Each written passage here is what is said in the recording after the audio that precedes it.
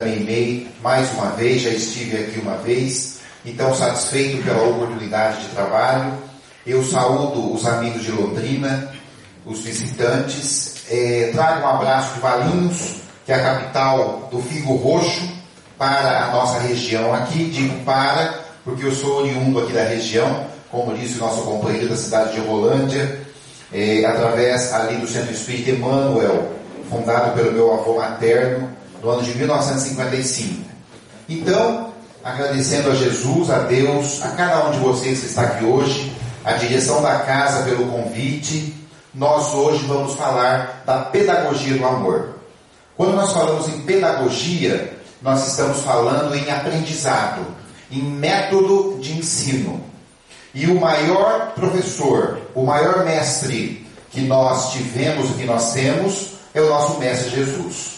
É ele que nos remete à pedagogia do amor, que é um processo contínuo, um processo profícuo de aprendizado durante a nossa evolução. E isto pode levar anos.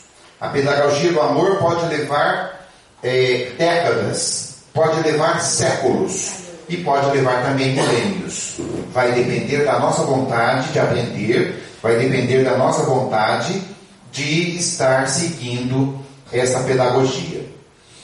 Neste momento que nós estamos falando aqui em Londrina, para vocês aqui na casa, e com certeza depois as pessoas que acessarão o site do Centro Espírita Meimei, na verdade, para ter acesso a esta e outras palestras, neste momento que nós estamos aqui conversando, nessa manhã agradável, com certeza milhares de espíritos, milhares, gente, estão neste momento desencarnando e voltando para a pátria espiritual.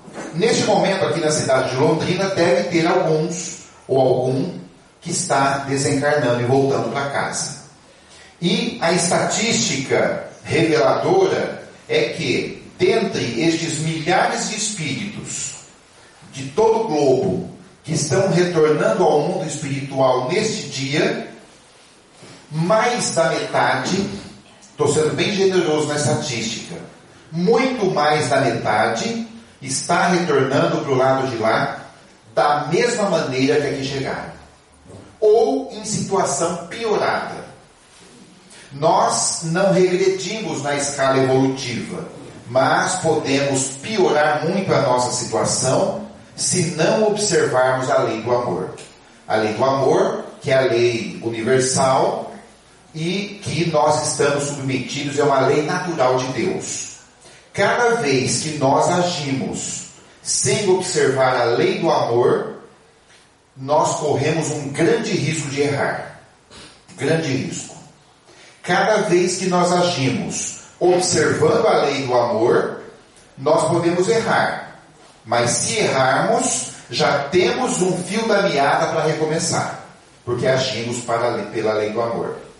Se nós formos buscar em O Céu e o Inferno, livro da codificação de Allan Kardec, ele fala lá do Código Penal da Vida Futura, que é uma lei a que nós estamos submetidos também, que é a lei de responsabilidade não fiscal, mas espiritual. Então, eu perguntaria para vocês, qual a pena, por exemplo, para uma pessoa que dizimou, vamos dar um exemplo sem citar nomes, uma pessoa que dizimou 5 milhões de judeus, qual a pena dele? Vir aleijado numa outra encarnação? Será que paga 5 milhões de vida? Construir 10 creches, paga estas vidas que foram tiradas? Vamos trazer para o campo atual. Um espírito que tirou do povo, dos cofres públicos, por exemplo, 52 milhões de reais. Qual que é a pena para essa pessoa? Difícil, não é? Só para fazer uma estatística, 52 milhões tirados de cofres públicos dariam para construir casas populares para 3 mil famílias. 3 mil. Em torno de 12, 15 mil pessoas. Então, se não for pela lei do amor, Se não for pela misericórdia divina, nós jamais seríamos perdoados pelo que já fizemos no passado. Então é interessante isso, porque a pedagogia do amor, ela é assim. O amor, ela cobre a multidão de pecados. Então, a proposta de hoje, nestes minutos que nós estaremos conversando, é falar sobre o amor. E nós que estamos aqui encarnados, nós não temos ideia do amor que Jesus sente por nós. Não temos ideia. Não temos ideia do amor que o Criador, Deus, sente pelas criaturas. Porque o amor que nós conhecemos é este amor que aqui se apresenta.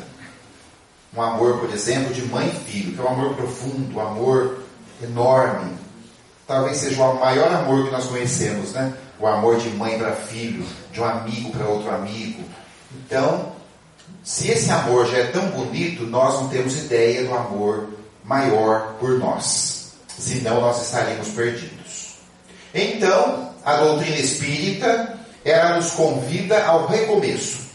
É a doutrina da misericórdia, é a doutrina da esperança. E eu tenho um livro que está esgotado, mas que se chama Quando o Coração Fala Mais Alto, que é um convite para que nós observemos as leis do amor e coloquemos na prática os ensinamentos de Jesus. Abrimos o coração para Jesus. E neste livro, no seu início, logo nas páginas primeiras, eu escrevi algumas coisas para iniciar o livro que eu gostaria de reproduzir com vocês, que é um convite ao recomeço. Então, vamos aqui imaginar se Deus permitisse que você começasse de novo. Que providências tomaria para ser feliz? Não se preocupem com as letras, fixem nas imagens, que já falam por si só. Você, se estivesse recomeçando de novo, estamos sempre recomeçando, passaria uma borracha do passado? Trataria de desenhar novas formas e traços? Partiria para novas empreitadas? Ou tentaria consertar cacos que não colam mais? Se você estivesse recomeçando hoje, abraçaria quem nunca abraçou? Escutaria quem nunca escutou? Conversaria com quem nunca conversou? Caminharia por novos e desconhecidos caminhos? Ou recorreria às trilhas já conhecidas e sem novidades? Experimentaria novas cores e sabores? Colheria novas flores num jardim de girassóis? Ou guardaria flores murchas do passado? Que é o que a gente sempre faz, não é? E aí eu digo o seguinte mais à frente: mas que momento é este mágico que pode substituir as pelejas, o enfadonho, o trágico? Estamos falando da vida. Este momento é agora, está ao alcance das nossas mãos, travestido evidentemente de dificuldades e obstáculos, mas com inspiração e ares de vitória adiante, uma vez que nós acreditamos na vida futura, como está lá no Evangelho segundo o Espiritismo. E aí diz assim: não deixe este momento, passar com desculpas e muxoxos. Você sabe o que é muxoxos? Muxoxo é esse biquinho aqui de pouco caso, olha, que a gente faz nas situações da vida.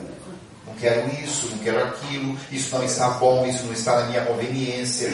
Isso eu não quero agora, vou deixar mais para frente. Isso é muxoxo. E a oportunidade está aqui agora. Muxoxo de quem não quer ser feliz. Estamos aqui, é o que importa, e o convite é para a felicidade já. Basta deixar o coração falar mais alto. Mas aí o benfeitor, o professor Emmanuel, nos diz o seguinte: consagremos-nos à tarefa que é nossa. Prestaram atenção? A tarefa é nossa, não é do outro que está do lado. Cada um tem a sua tarefa. A nossa evolução, o trabalho é conjunto, mas a evolução é individual. Ela depende de cada espírito. Um pode ajudar o outro, mas um não pode fazer a tarefa do outro.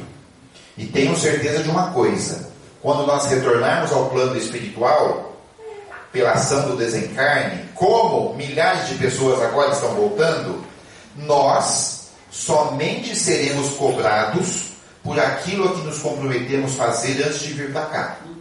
Mais nada. Esta é a justiça divina. Se comprometeu, será cobrado. Então, quem vai nos cobrar? Nossas próprias consciências. Porque do outro lado não tem juiz. Do outro lado não tem magistrado.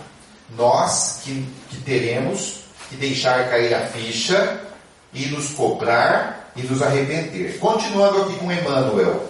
Melhorando-nos cada dia e entre a renúncia aos nossos desejos e ao serviço incansável aos nossos semelhantes, descobriremos em nós mesmos a inexprimível felicidade de quem encontrou na vida o esforço mais nobre e mais agradável a Deus. Nós estamos aqui na Terra para aprender a ser servidores. Só assim nós colocaremos em prática a pedagogia do amor. Enquanto nós quisermos ser servidos, vai ficar difícil o aprendizado. E a gente adora ser servido. Olha, quando a gente chega na casa espírita, a gente quer a luz do jeito que a gente quer, o projetor, não é? A água límpida no copo de água fluidificada, tudo tem que estar no lugar. E a gente esquece de perguntar quem veio mais cedo para acender a luz, o projetor, quem veio limpar o chão, quem veio providenciar a água, quem cuida da manutenção do... A gente esquece. Então, é hora de dedicar. É hora quando alguém chegar e dizer, gente, quem pode? Eu posso. Ah, mas nem falei para que é. Não importa. Eu estou aqui para servir. Diz o médium baiano Divaldo Pereira Franco que o homem conquistou as estrelas, mas não conquistou a si próprio.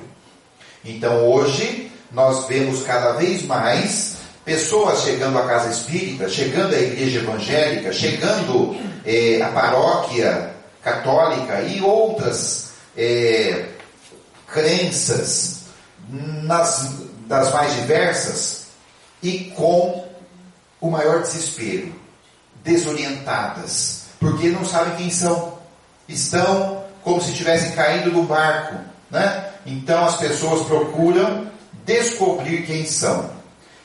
Divaldo Franco diz o seguinte, tem uma história que ele conta, e eu gosto muito de histórias, onde uma senhora, uma mulher, chegou às portas do céu. Digo as portas do céu porque ela chegou no céu, depois de desencarnada, evidentemente, e a porta estava fechada. E quando a porta está fechada, e a gente quer entrar no céu, a gente bate na porta. E ela bateu na porta. E uma voz para o lado de dentro perguntou, quem é você? Ela disse logo o nome dela, que é o que a gente falaria. Eu sou fulana de tal.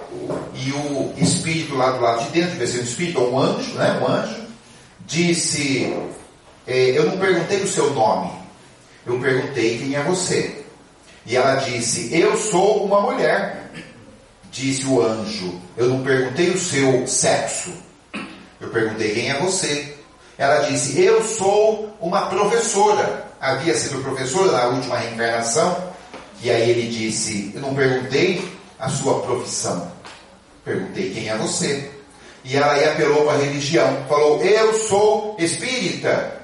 E ele disse, não perguntei sua religião, eu só perguntei quem é você.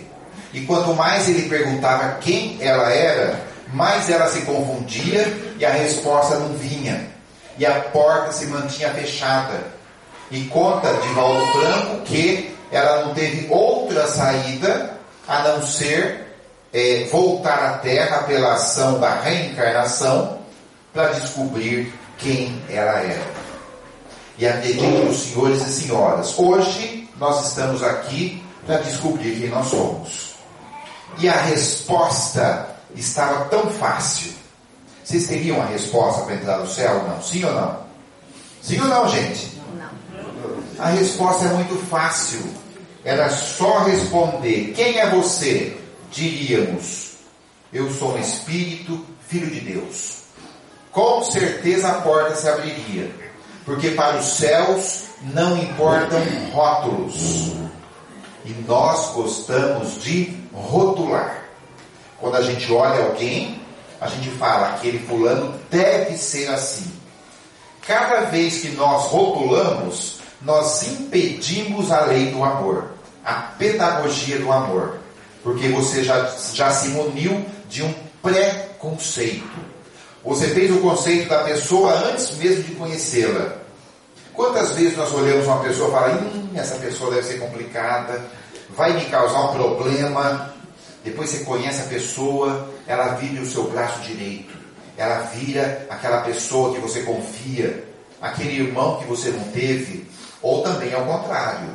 De repente você olha a pessoa, dá tudo por ela, e ela realmente não vai para frente. Mas o que eu queria dizer aqui, eu vou pulando alguns slides, depois volto, porque isso aqui é um seminário de 3 horas. A não ser que a gente fique aqui até meio-dia, não é? Mas a questão aqui, meus amigos, na pedagogia do amor, é amar e não rotular. E nós rotulamos, como eu disse há poucos instantes. Repito ainda, para ficar bem reforçado. Quando nós rotulamos alguém, nós impedimos a pedagogia do amor. Tem uma palestrante espírita lá no estado de São Paulo, não sei se ela já esteve aqui em Londrina, que se chama doutora Deusa Sambu. Alguém já viu? Se não viu, eu recomendo que vocês assistam os vídeos das palestras dela, muito interessante. Doutora Deusa Sambu. Ela é uma psicóloga clínica e que ela nos conta em suas palestras algumas experiências sobre o rótulo. Ela estuda essa questão da rotulagem de pessoas. E ela então conta que uma jovem de mais ou menos 30 anos chegou ao seu consultório. E essa mulher, quando chegou no consultório dela, antes de abrir a boca, consultório de psicologia clínica, já caiu no choro. Aquele choro profundo, sabe? Aquela mágoa, aquele choro. E depois de chorar meia hora, ela se recompôs e disse para a doutora, a senhora me desculpe, é que eu sou assim mesmo. É que eu sou assim mesmo. Desde pequena, minha mãe já falava que eu era boca mole. Chorava por tudo. Então, se nós pegamos a criança desde pequenininha, quando ela chora, e nós imprimimos a ela um rótulo e dizemos, olha, você é boca mole, você é manteiga derretida. Percebe como nós estamos rotulando? Quando nós falamos para uma criança, para um garoto, olha, esse garoto não vai dar em nada. Pode ser que ele dê em alguma coisa, pode ser que ele não dê em nada. Porque nós já estamos rotulando. Então, amar e não rotular. Quando nós observamos aqui na tela, pessoas, qual é a primeira impressão que nós temos? Quando eu falo nós, eu estou falando em humanidade.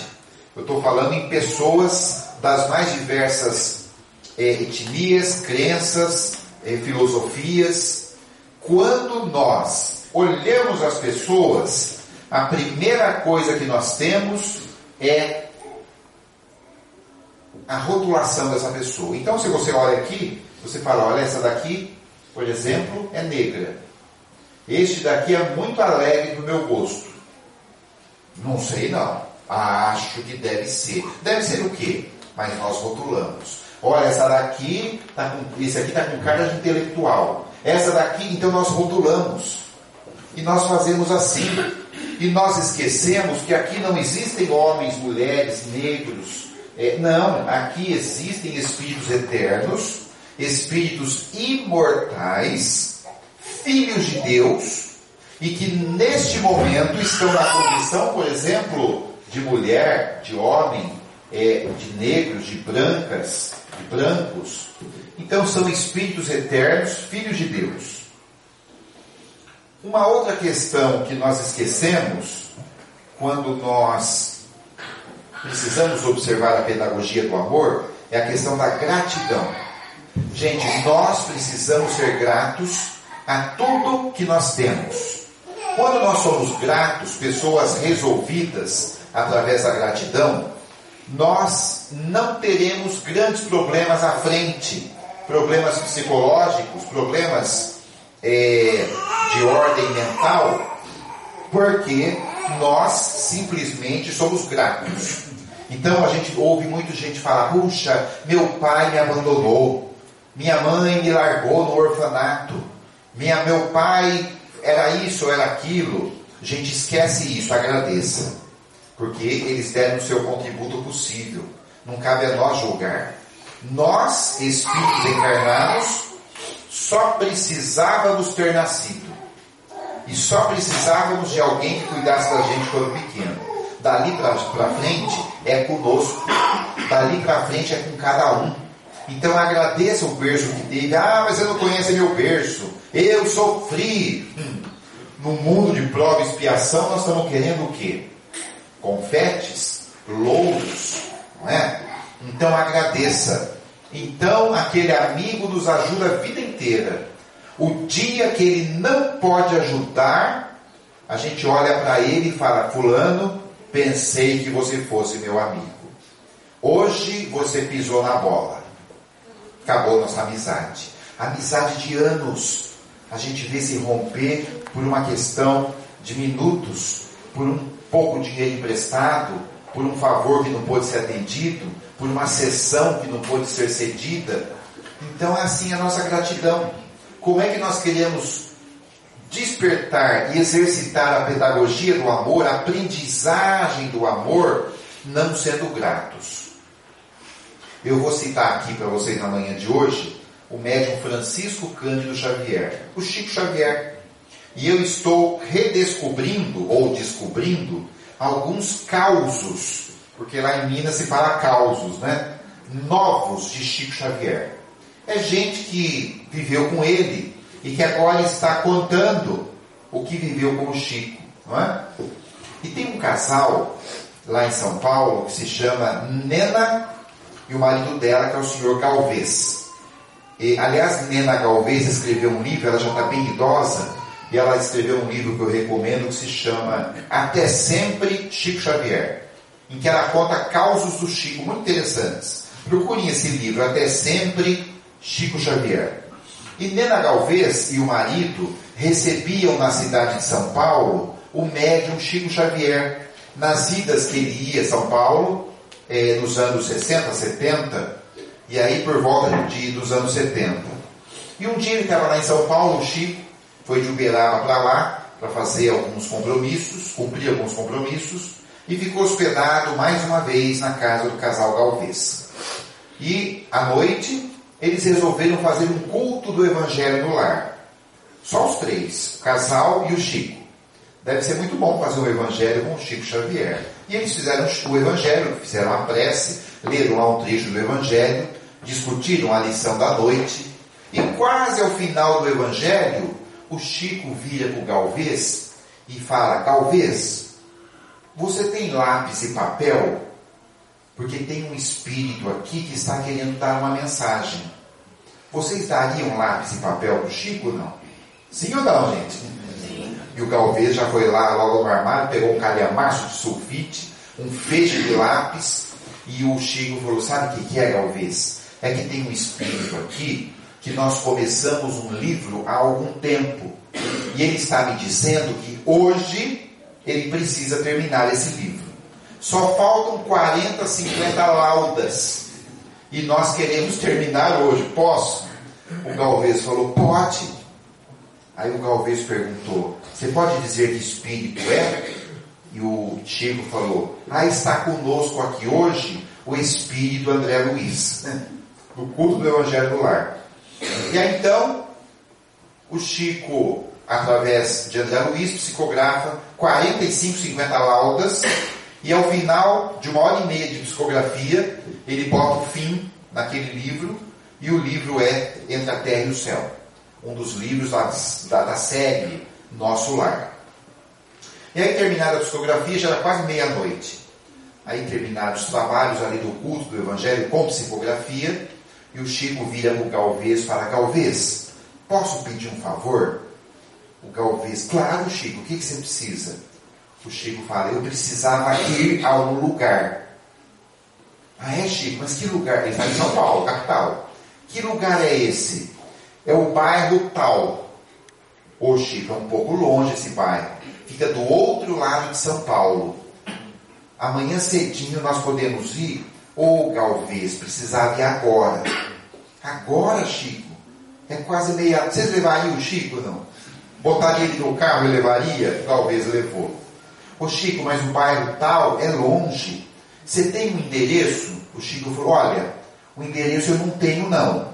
Mas se você me levar no bairro, eu sei chegar na casa. Imagina, o Chico mineirinho, mas levar andar em Minas e andar em São Paulo, capital, nos anos 70. E foram, pega o carro, atravessa o São Paulo inteiro, corta a noite paulistana. Quando chega no último bairro de São Paulo, periferia, um bairro pobrecinho, paupérrimo. Aí o Galvez fala, Chico, o bairro é aqui. Ah, agora eu sei chegar. Imagina, né? GPS espiritual. Né? Liga lá o GPS Emmanuel, né? Vira para cá, vira para lá, direita, esquerda, para aqui. É nesta casa. Era uma vila de casas muito simples. Tudo apagado, era quase 2 horas da manhã. Tudo apagado, tudo quietinho, todo mundo dormindo, ninguém na rua. Era um bairro até perigoso, já tinha violência naquela época. Aí o Chico falou, Galvez, pode parar aqui, que é aquela casa. Galvez parou, o Chico era o Chico, né? Sabia o que estava fazendo. Espera aqui que eu já volto. O Galvez está achando que ele vai lá na casa bater na porta para conversar com alguém. O Chico chega na frente do portãozinho baixo, a casinha apagada. O Chico fecha o olho e faz uma prece frente à casa. E o Galvez de dentro do carro olhando a cena. Depois de 5 minutos, o Chico abre o olho e volta para o carro. Senta no carro, bate a porta e fala, Galvez, já terminei, podemos ir embora. O Galvez falou, não, Chico, pera um pouco. Vamos botar ordem aqui. Você me faz atravessar São Paulo inteiro para fazer uma prece. Por que não fez lá no Evangelho? Estava até o André Luiz lá. Ele falou, Galvez, eu vou te explicar então o que aconteceu. Nós estamos refletindo sobre a gratidão na pedagogia do amor. Estão lembrados? Aí o Chico fala, Galvez, lembra que André Luiz psicografou o último trecho do livro lá na sua casa? E aí o Galvez fala, sei. Então, os personagens daquele livro estão todos agora reencarnados nessa pequena casa. E eu precisava vir aqui agradecer, pessoalmente. A minha vontade era bater na porta para dar um abraço em cada um. Mas eles não entenderiam. Porque eles não são nem espíritas, são. Como é que vai entender esse mundo espiritual? E eu precisava vir aqui agradecer. Gente, isto é gratidão. Evidentemente não vamos atravessar São Paulo para fazer uma prece por ninguém, porque este é Chico Xavier. Mas é um espírito que observa e observou a pedagogia do amor. Então, quem quer observar esta lei precisa atender ao convite do recomeço inspirado por Jesus. Senão não tem jeito. Não tem jeito, não tem como. E falando de Chico, me lembrei de uma outra história, se vocês me permitem, que também fala do amor profundo, não é? Que Chico tinha pelas criaturas. Eu gosto muito de citar este espírito aqui nas palestras espíritas. Conta um amigo do Chico que conviveu com ele, que o Chico tinha um costume. E ele foi visitar o Chico, e o Chico falou, vamos para a favela, vamos visitar os pobres, mais pobres que nós. E foram para a favela. Quando o Chico estava saindo da casa dele, o amigo junto observando. O Chico passou num baleiro que tinha na sala, um pote de bala, e pegou um punhadinho de bala. Um punhadinho. Não foi um punhadão, não. Pegou um punhadinho de bala, colocou no bolso direito do paletó. Pegou mais um punhadinho de bala e colocou no bolso esquerdo. E foram para a favela. Quando chegou na favela, o carro parou, o Chico desceu do carro, logo vieram uma meia dúzia de crianças, gritando, tio Chico, ele era muito conhecido em Uberaba, na favela, tio Chico. ele chegou para a primeira criança, Chico Xavier, e chamou a criança pelo nome.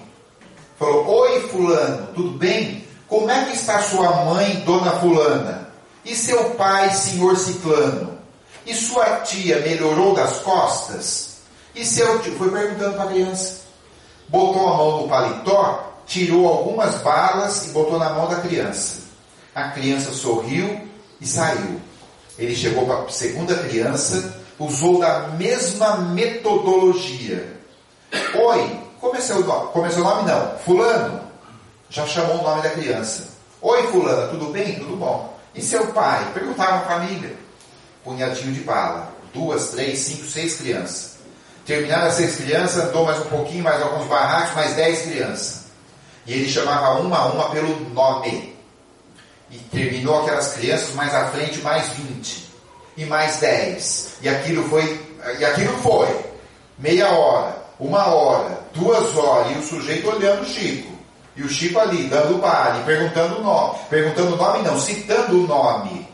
Depois de umas 2 horas, esse amigo do Chico que estava com ele na favela, eles entraram no carro para ir embora. Depois de 2 horas de favela, de andança.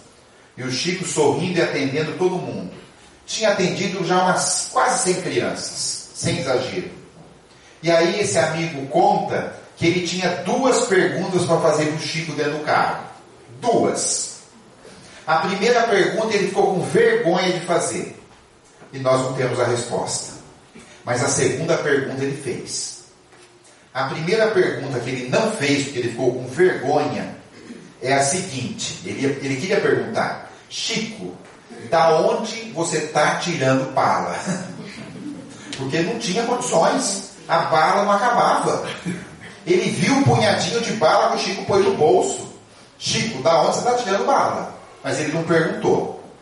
A segunda pergunta ele fez. Ele perguntou: Chico, como é que você chama cada criança e cada família pelo nome?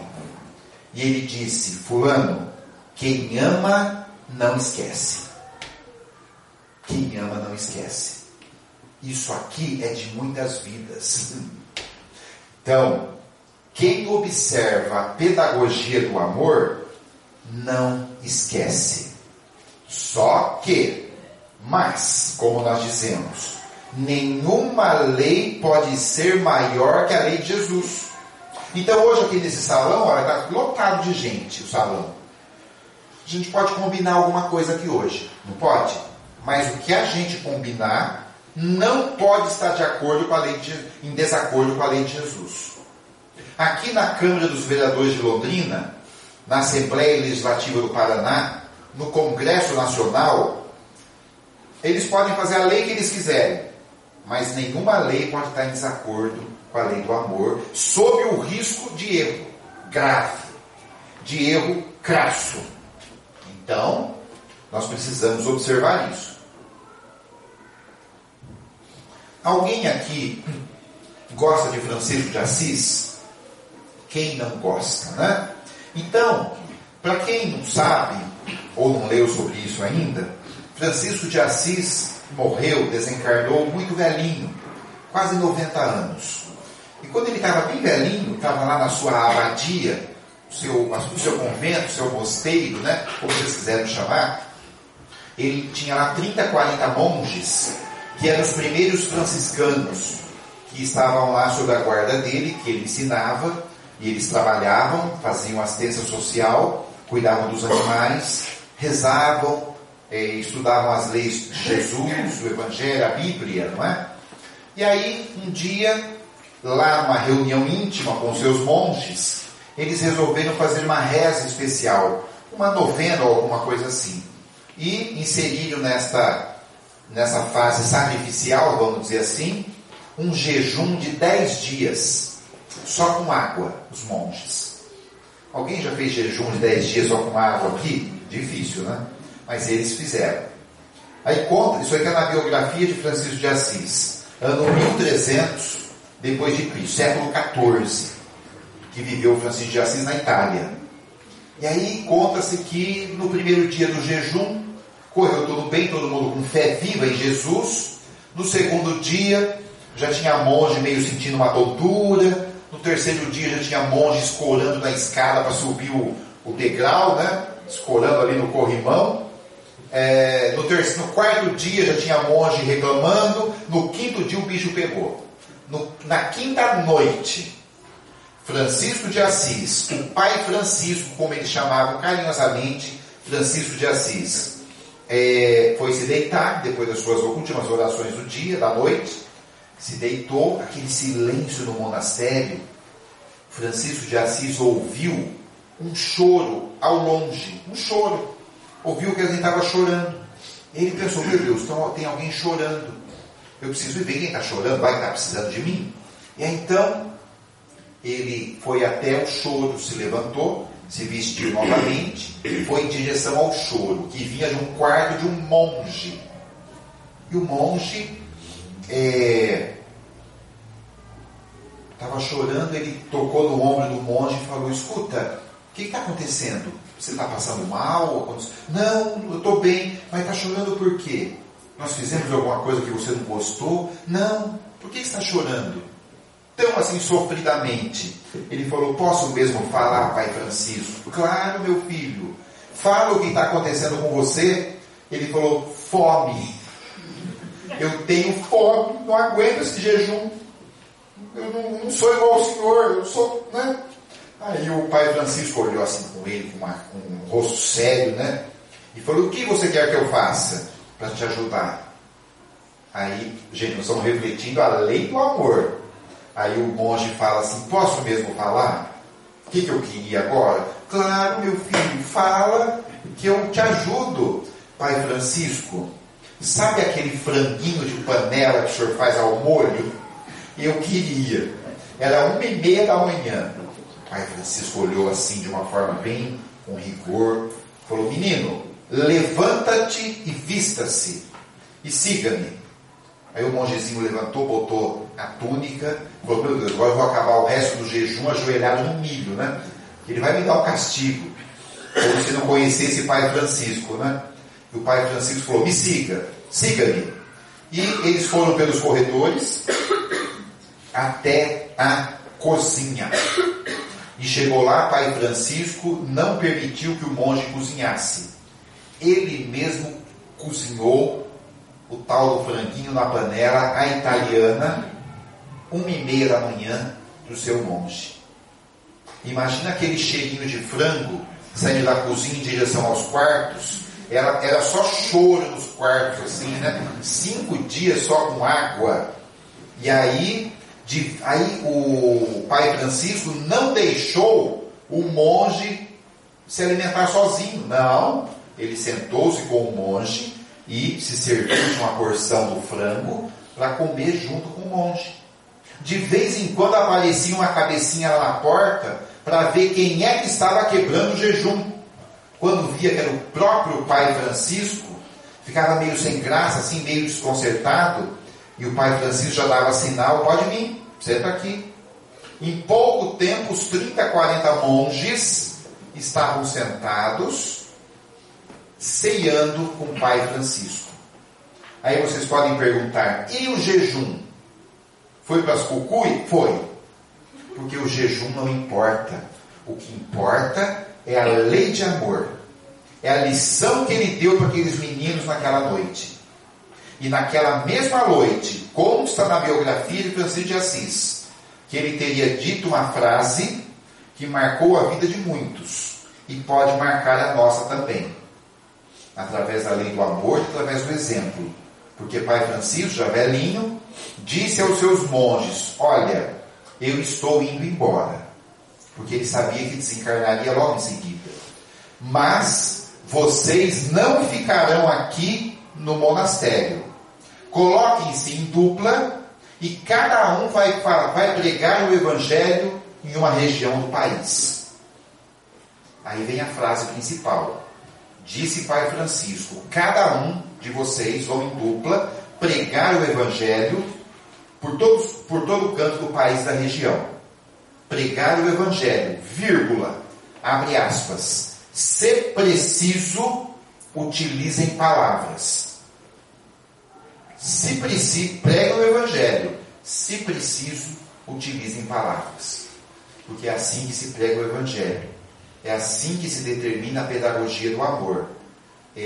Se precisar, a gente utiliza palavras. Mas é pelo exemplo. O filho tem que olhar o pai e imaginar como meu pai é honesto. Como meu pai é generoso. Como meu pai é bom. Não precisa o pai falar, eu sou honesto e você tem que seguir o meu exemplo. Não. O filho tem que observar. Esta é a pedagogia do amor. Então, meus amigos, trabalhemos para vencer as dificuldades do afeto, que é a dificuldade principal e que impede o amor. A fome, nós damos um jeito. Você dá lá o prato de comida, o prato de sopa, e realmente você mata a fome. O frio, nós remediamos. Bota lá o cobertor, o agasalho, faz o remédio. A casa, se a casa cair, dá um jeito lá, vai na prefeitura, faz o aluguel social, reconstrói as casinhas. Você dá um jeito. Mas a dificuldade do afeto, ela só depende de cada espírito. Só depende de cada espírito. Então não é à toa que Paulo de Tarso já nos disse há muito tempo, numa das suas epístolas. Ele disse, despertas tu que dormes. E nós estamos meio entorpecidos ainda. Nós estamos descobrindo o Evangelho. Graças a Deus nós estamos aqui. Numa casa espírita, num domingo de manhã, falando de Jesus, falando de pedagogia do amor, buscando o atendimento fraterno, trazendo as crianças para a evangelização, os moços, a mocidade, recebendo as lições do Evangelho. Há alguns séculos atrás, nós não observávamos a pedagogia do amor e nos divertíamos com leões comendo pessoas, seguidoras do próprio Cristo, que é o mesmo Cristo nosso. Olha que coisa maluca. Ou a gente tem dúvida que a gente não estava lá, não é? Então, vencer as dificuldades do afeto. É essa a pedagogia do amor. Cada vez que você abre o capítulo 11 do Evangelho segundo o Espiritismo, e tem lá, amar o próximo como a si mesmo, lá está toda a pedagogia do amor de Jesus. Quando você abre lá no trecho que diz o Espírito Erasto, o amor resume toda a doutrina de Jesus. É isso aí. O amor resume toda a doutrina de Jesus. Jesus, ele pede que nós observemos o outro. E aí ele falava, ame o próximo, perdoe o próximo. E Pedro dizia para ele, mas Jesus tem que amar todo mundo, tem que amar Pedro. Tem que perdoar todo mundo, Pedro. Mas até os romanos, Jesus, até os romanos.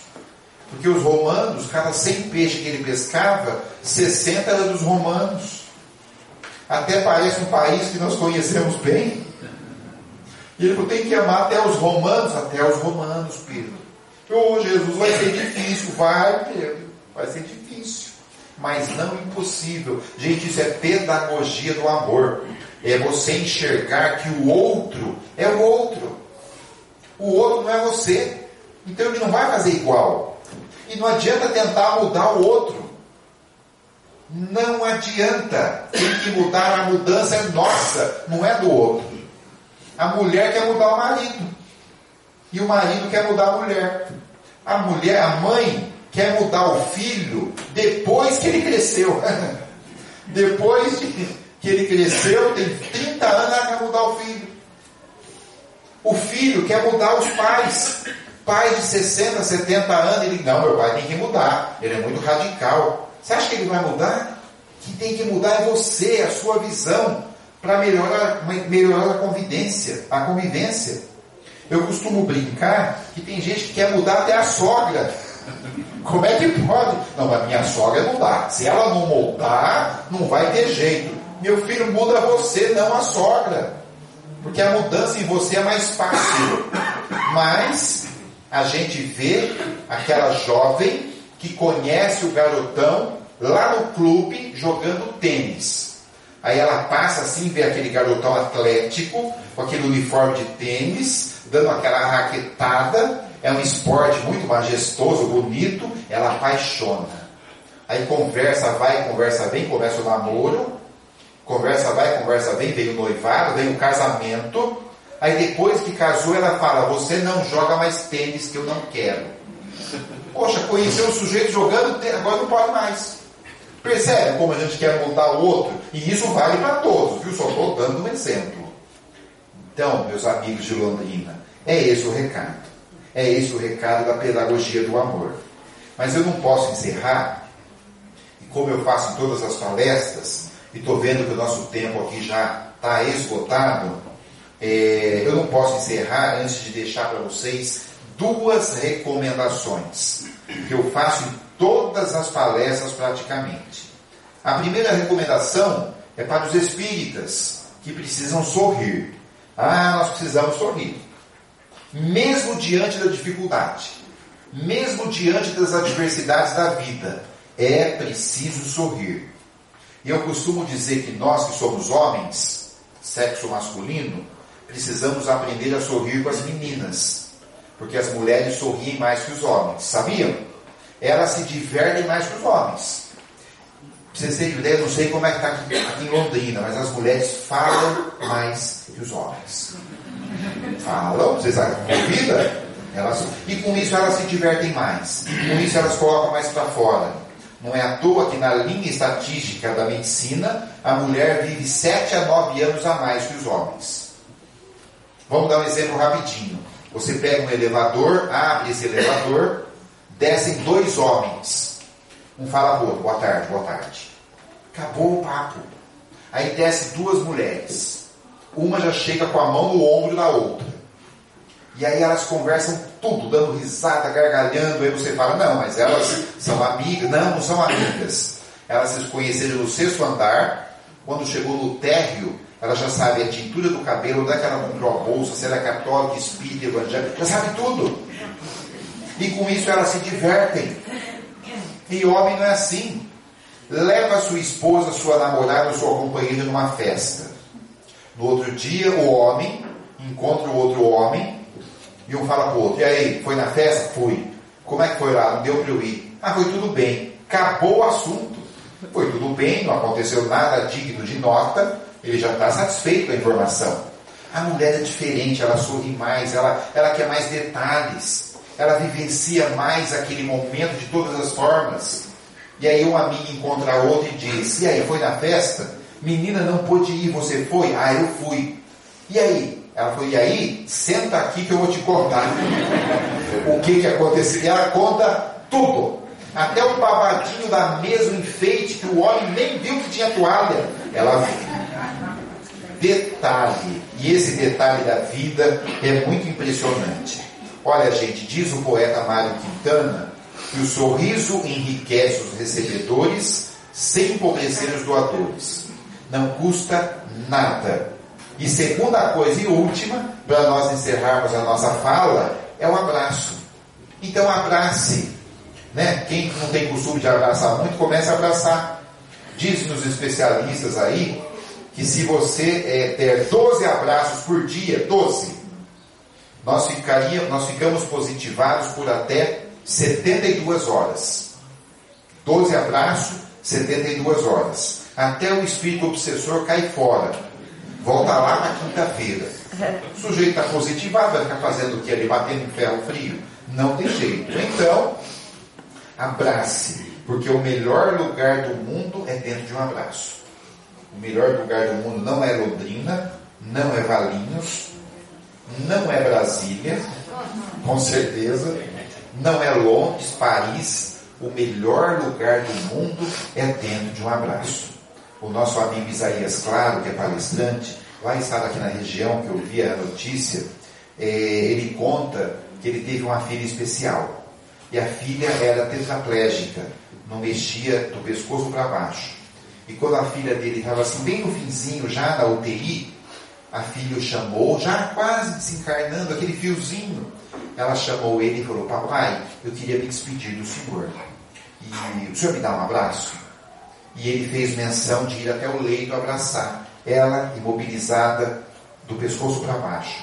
Ele foi com menção de abraçar ela no leito. Ela falou: não, papai, não quero assim. Está vendo essa enfermeira que está do seu lado? Abrace ela. Dê um abraço bem apertado. E faz de conta que o abraço dela apertado é o meu abraço que eu não posso dar. E essa vai ser a nossa despedida. Aí ele deu o abraço na enfermeira e ela falava: papai, está sentindo o meu abraço? E ele falava: eu estou sentindo. Então, nós que somos espíritas, temos fé no futuro, temos que ter também fé e trabalhar muito para a pedagogia do amor. Então, espíritas de Londrina, sorriam e vamos em frente. Eu não tenho aqui o meu livro, como disse o companheiro, nós temos o nosso livro lá na entrada, ele se chama Felicidade na Vida da Gente.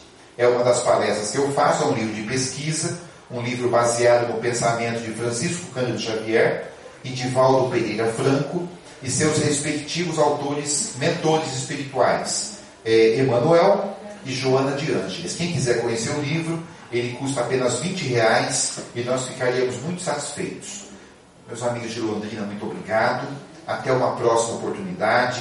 Muito feliz por estar aqui no Meimei, aqui em Londrina. E eu deixo aqui o meu abraço a todos. Muito obrigado e um bom dia a todos. Obrigado, gente.